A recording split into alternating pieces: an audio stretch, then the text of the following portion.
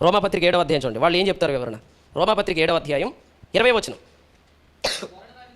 నేను కోరని దాన్ని చేసినాడు అంటే ఏం చేసినాడులా? పాపం చేసినాడులా. అది ఈ వచనం చెప్పారు వాళ్ళు.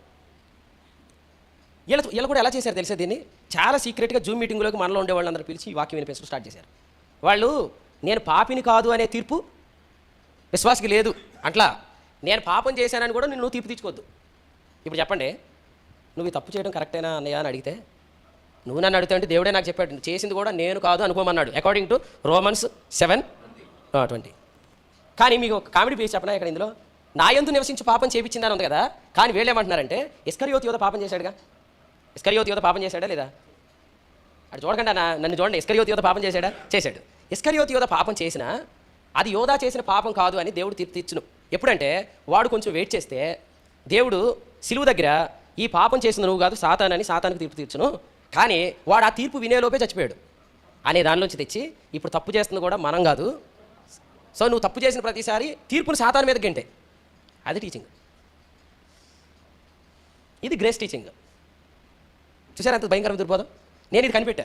మీరు అనుకుంటారేమో నేను కనిపెట్టానని, కానీ ప్రభు ఖచ్చితంగా దీన్ని గుర్తించేటట్టు నా కన్నులు తెరిచాడు ఆ రోజు. నేను మొదట్లో చెప్తే కూడా నన్ను ఎవరు నమ్మలేదు. నేను ఏదో ఈ గ్రేస్ వేరు, వాళ్ళు they are preaching different grace అని అంటే అసలు చాలామంది నమ్మలేకపోయారు. కానీ మీరు కావాలంటే మీరు తర్వాత వినండి. ఇప్పుడు మీకు విషయం చెప్పనా? అలా అనుకుంటే తప్పు చేయడం ఆగిద్దా? ఆగదు.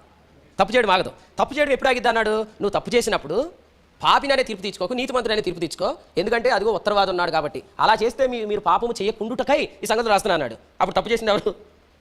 తప్పు చేసింది ఎవరు? నేను ఎవరిని కాదు. ఇది కరెక్ట్ తీర్పు. తప్పు చేసింది నేనే, కానీ నేను పాపిని కాదు, కానీ నేను చేసింది కూడా తప్పే. నువ్వు చేసింది తప్పే కాదు అనుకుంటే ఆ తప్పు నుంచి బయటకు రావాలని అనుకునే విషయం ఇంకేముంది?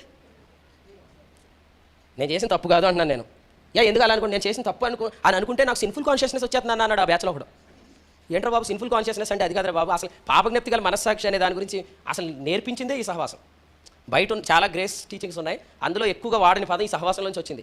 వాడు నాకు పోత చెప్తున్నాడు ఏమనంటే, పాపజ్ఞప్తి గల మనస్సాక్షి అంటే ఏంటంటే నేను తప్పు చేశాను అని నేను అనుకుంటే నేను పాపిని అనిపించేస్తున్నాను అంటున్నాడు.